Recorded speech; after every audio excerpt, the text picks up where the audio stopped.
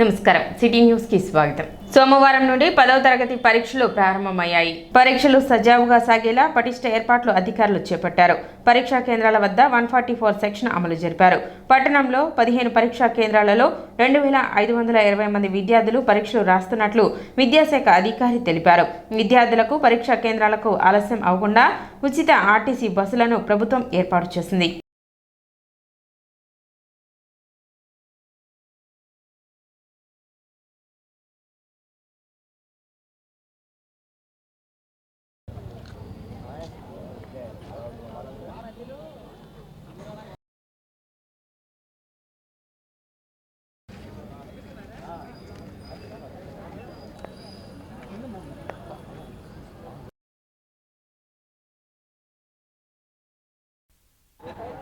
కానీ పిల్లలు కానీ ఏ విధమైనటువంటి ఆందోళన ఇబ్బందులు లేకుండా ప్రశాంతమైన ఆహ్లాదకరమైన వాతావరణంలో పరీక్షలు రాయడానికి పాఠశాల విద్యాశాఖ ఏర్పాట్లు చేసింది.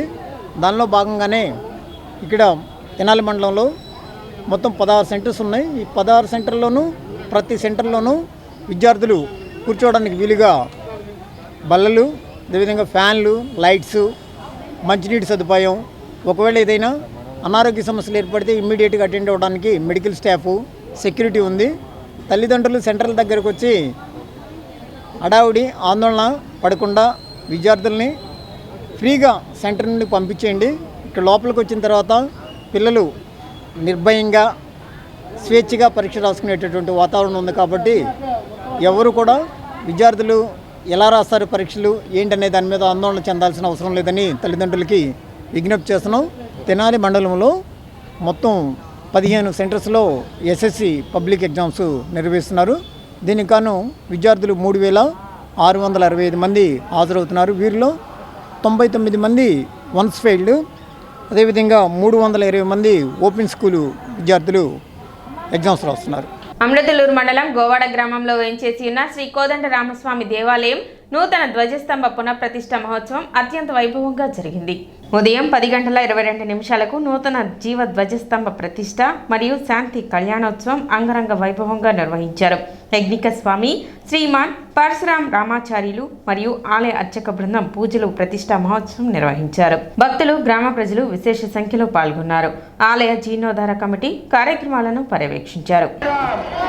జై శ్రీరామ్ అంతా కూడా విధానం ఉండాలి. జై శ్రీరామ్, జై శ్రీరామ్. పక్కన అక్కడ ఎవరు ఉండదు.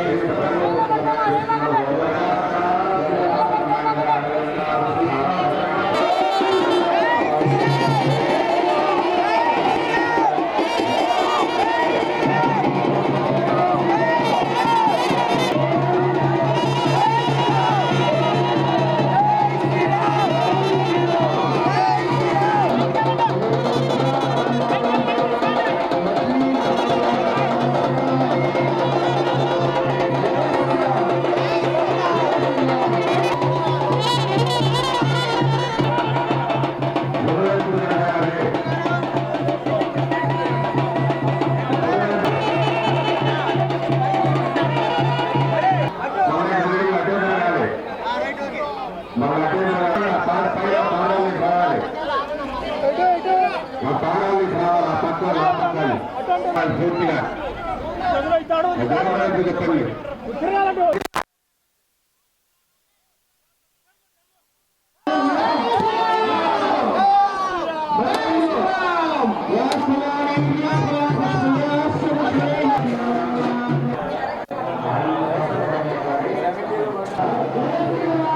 వివరాలు.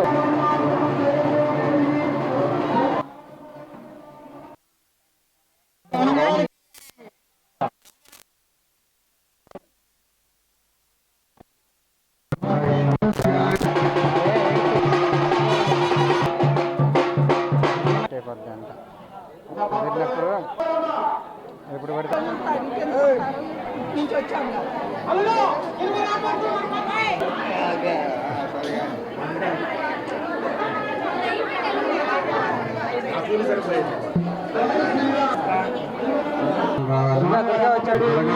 జరగాలండి, పందిర్లోకి వెళ్ళండి అందరూ.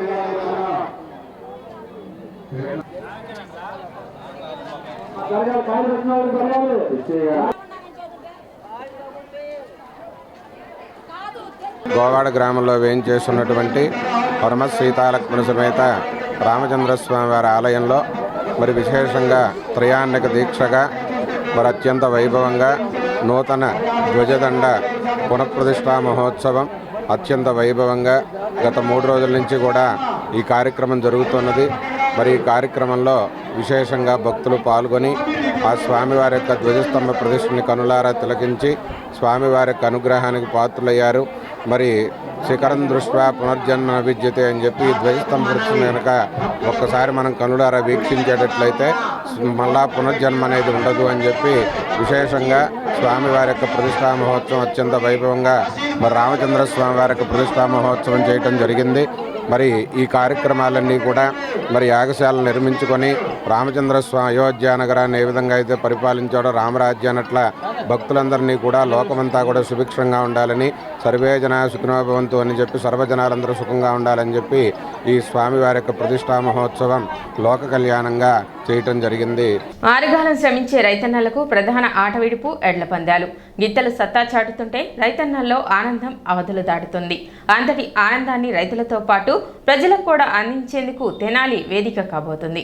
తెనాలి మార్కెట్ యార్డ్లో నిర్వహించనున్న ఎడ్లబాల ప్రదర్శన, పశుపాల ప్రదర్శన పోటీలు వినోదంతో పాటు విజ్ఞానాన్ని పంచనున్నాయి. Alapati Sivaramakrishna memorial trust, MLC Alapati Rajendra Prasad ఆధ్వర్యంలో ఈ నెల 29 నుండి ఏప్రిల్ 4 వరకు జరగనున్న ఎడ్లబాల ప్రదర్శన, పశుపాల ప్రదర్శన పోటీలకు సంబంధించి ఏర్పాట్లు శరవేగంగా జరుగుతున్నాయి. ఎడ్లు బండ్లలాగే బరిని సిద్ధం చేసి దాని చుట్టూ ఫెన్సింగ్ ఏర్పాటు చేస్తున్నారు. పోటీలను వీక్షించేందుకు వీలుగా గ్యాలరీలను కేటగిరీల వారీగా పోటీలకు సంబంధించిన బండలను సిద్ధం చేస్తున్నారు. ప్రభుత్వ ఆధ్వర్యంలో వివిధ రకాల విజ్ఞాన ప్రదర్శనలు రైతులకు మేలు చేకూరే విధంగా ఏర్పాటు చేయనున్నారు. 18 కమిటీలు ఈ పోటీలకు సంబంధించిన పనులను పర్యవేక్షిస్తున్నాయి. ఎమ్మెల్సీ మరియు కమిటీ చైర్మన్ ఆలపాటి రాజేంద్ర ప్రసాద్ ఏర్పాట్లను స్వయంగా పరిశీలిస్తూ ఎప్పటికప్పుడు తగు సూచనలు చేస్తున్నారు. రైతులు ఉత్సాహంగా ఈ పోటీలో పాల్గొనేందుకు ఆసక్తిగా ఎదురుచూస్తున్నారు. ఎమ్మెల్సీగా ఆలపాటి రాజేంద్ర ప్రసాద్ విజయం అనంతరం జరుగుతున్న తొలి కార్యక్రమం కావడంతో ఎమ్మెల్సీ ఆలపాటి రాజేంద్ర ప్రసాద్తో పాటు పార్టీ శ్రేణులు కూడా ప్రతిష్టాత్మకంగా ఈ పోటీలను తీసుకోనున్నారు. తెనాలిలో Asmit Khelo India taekwondo city women's league match నిర్వహించారు. తెనాలి, చెంచుపేట, అమరావతి ప్లాట్స్ నందుగల ఎన్టీఆర్ ఇండోర్ స్టేడియం నందు గుంటూరు తైక్వాండో అసోసియేషన్ సహకారంతో నిర్వహించిన టోర్నమెంటుకు తెనాలి పురపాలక సంఘ అసిస్టెంట్ కమిషనర్ వల్లూరు లక్ష్మీపతిరావు ముఖ్య అతిథిగా పాల్గొన్నారు. 159 మంది విజేతలకు బంగారు, వెండి, కాంస్య పథకాలను, ప్రశంసా పత్రాలను బహుకరించారు. అసిస్టెంట్ కమిషనర్ లక్ష్మీపతిరావు మాట్లాడుతూ తైక్వాండో నేర్చుకోవటం వల్ల శారీరక సౌష్ఠవం, మానసిక పరిపక్వత, మనోధైర్యం కలుగుతుందని తల్లిదండ్రులు తగిన ప్రోత్సాహం అందించాలన్నారు.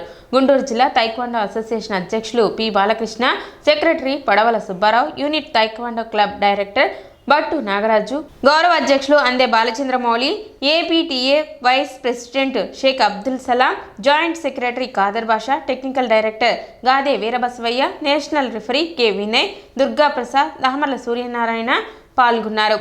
ఈ taekwondo association, Andhra Pradesh taekwondo academy, taekwondo federation of India, Khelo India సహకారంతో Tenali unique taekwondo academy director Battu Nagaraju నేతృత్వంలో ఈ కార్యక్రమం నిర్వహిస్తున్నారు.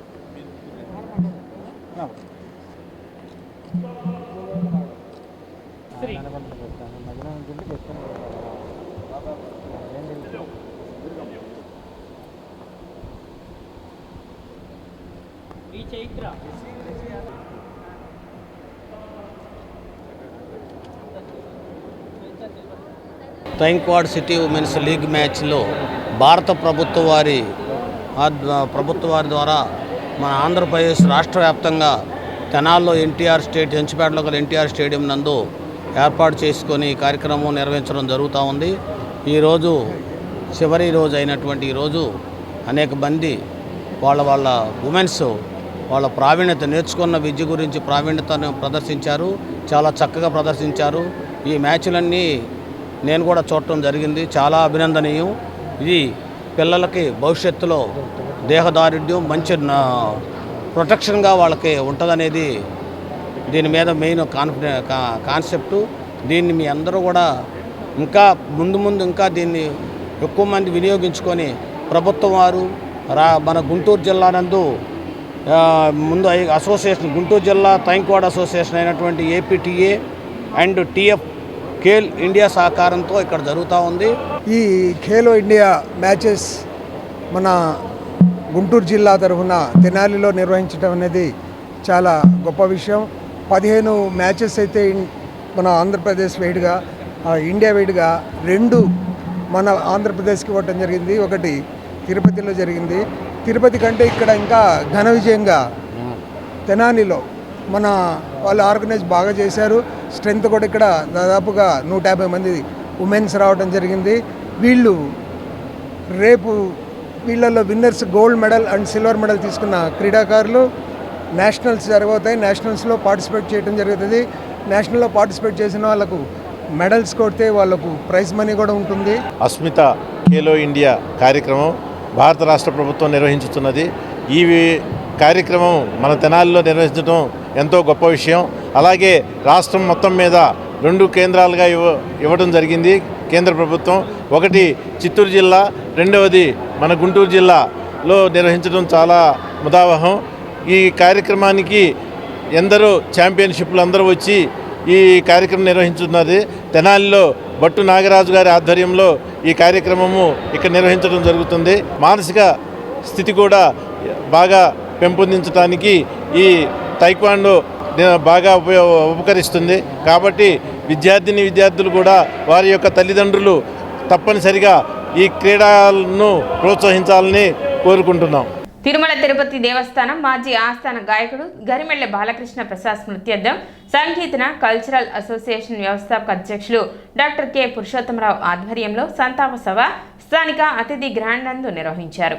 ఈ కార్యక్రమంలో డాక్టర్ పురుషోత్తమరావు మాట్లాడుతూ 1000కి పైగా అన్నమయ్య కీర్తనలు స్వరపరిచారని 2020లో కేంద్ర ప్రభుత్వ సంగీత నాటక అకాడమీ అవార్డు సాధించారని అన్నమయ్య కీర్తనల ప్రాచుర్యానికి ఎంతగానో కృషి చేశారని వారి అకాల మరణం తీవ్ర విషాదమని అన్నారు.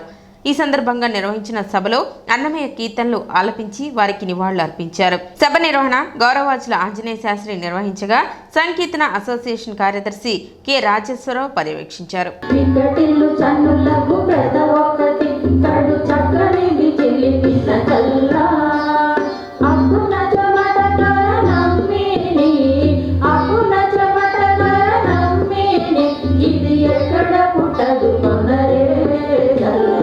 అందులో లోపాలు ఎలా ఉన్నాయి ఏమిటి అని శృతి ఒకటి తాళ ఒకటి చెప్పారు.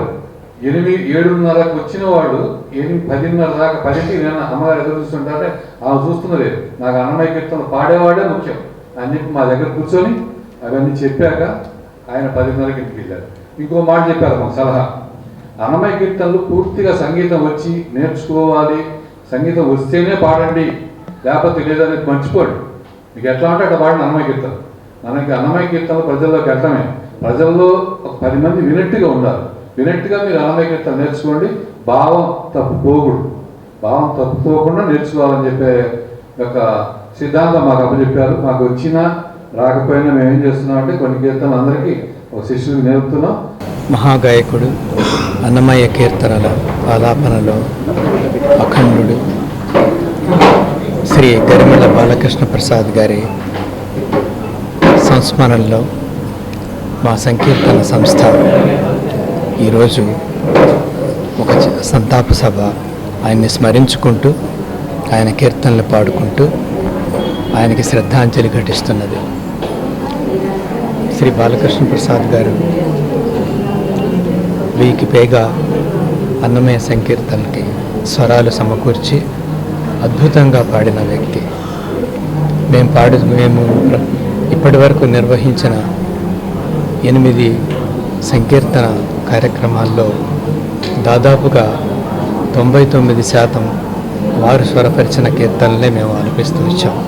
ఆ మహాగాయకుడిని స్మరించుకుంటూ ఈరోజు మేమందరం ఇక్కడ తెనాలిలో శ్రీ బాలకృష్ణ ప్రసాద్ గారికి నివాళులర్పిస్తున్నాం. సిటీ న్యూస్ ఇంతటితో సమాప్తం. నమస్కారం.